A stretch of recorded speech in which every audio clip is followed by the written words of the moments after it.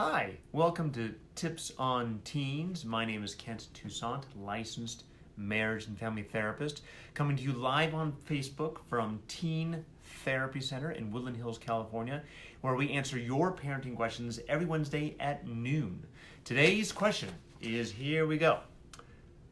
My 12-year-old son refused to go to summer camp this year, and now he complains that he is bored all the time. We put restrictions on video games, but that's all he wants to do. How do I help him enjoy his summer when he says that he wants something to do, but refuses everything? This is a very common problem for many of my clients right now that I work with. It's pretty common. So he's refused to go to camp. You want him to go to camp. You thought he'd have a great time. He'd play sports, do arts and crafts, be in nature, meet new friends, but yet he doesn't want to do any of that. All he wants to do is do this, right? So, first of all, why doesn't he want to go to camp? A few different reasons, I'm guessing. This is just my speculation, just generalizing here. A couple reasons is he's scared. A lot of kids are scared to go to camp because they're scared of that new environment. What if I'm not accepted? What if no one likes me? What if I don't have fun? It's out of their comfort zone. They've never experienced it. A lot of kids are really having a tough time with stepping out into new environments, into trying new things, because they're scared that they can't control it. Because you can't control new things. You have to be able to adapt to new things. Video games, you don't have to adapt. You can always control. So they stay home. And they don't want to go hang out, and they don't want to experience new things, and it's a problem. And we need our kids to experience new things.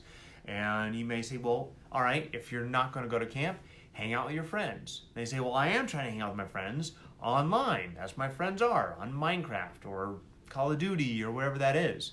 And then there's another problem, because that's not really engaging. That's playing a video game while, laughing at your friends, but it's not really a face-to-face connection, communication. It's not really dealing with stuff.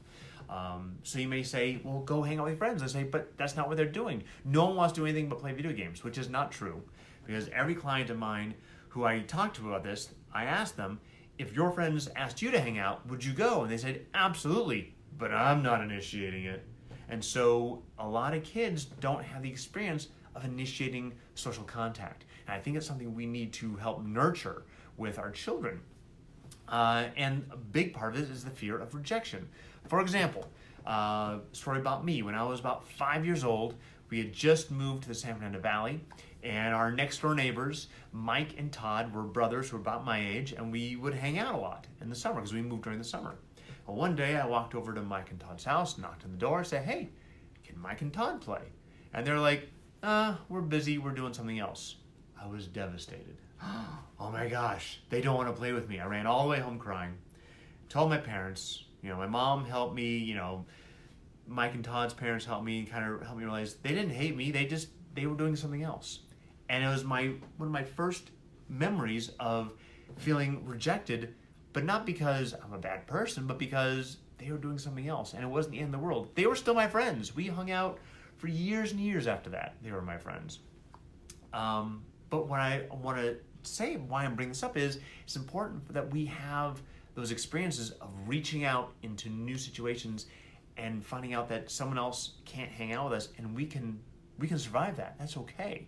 We can go to summer camp and survive someone not liking us there or not being best friends with someone there. We can survive these things, and it's important for our kids to engage with this stuff. And if your kid's at home, because it's probably too late to get him in camp, he may need help in engaging with his friends. You may need to get that parent's phone number, say, hey, my son wants to hang out with your son, how to make that work?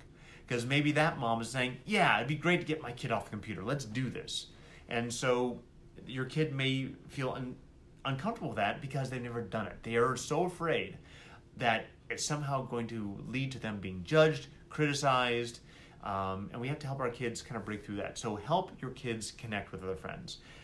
Because no more than likely, when they're saying, I'm bored, they want some kind of human connection. And you say, I'm available, I'll hang out with my kid. Make sure that if you are, try to do something that your kid's interested in. It doesn't have to be a video game. I know you're right now you're thinking, my kid only wants to play video games. It doesn't have to be a video game. Let me teach you how to play poker. Let's take the dog for a walk. Let's make a cake. Let's go on a hike. Anything. And even when your kid says no, keep offering. There's an American writer and philosopher named Robert Pirsig. He wrote the Art of Zen Motorcycle Maintenance. And one of his quotes is, boredom often precedes a great sense of creativity. I'm kind of paraphrasing that. I can't remember exactly how it is, but basically boredom precedes creativity. And we have to also let our kids be bored. It's okay for them to be bored, even though they're uncomfortable and they're unhappy. Boredom is okay. Boredom is a good skill to learn because we're all bored at some time. There are times when we don't have our devices to keep us company, and we need to be able to withstand that and find new ways to adapt. And when we always have a screen in our hand, we don't learn to adapt. So hopefully this helps. Hopefully this experience will help your son realize next year maybe camp's a better idea. And you may want to get him involved early next year in the planning of, hey, what are things you'd like to do? Would you like a coding camp where you go and learn how to code?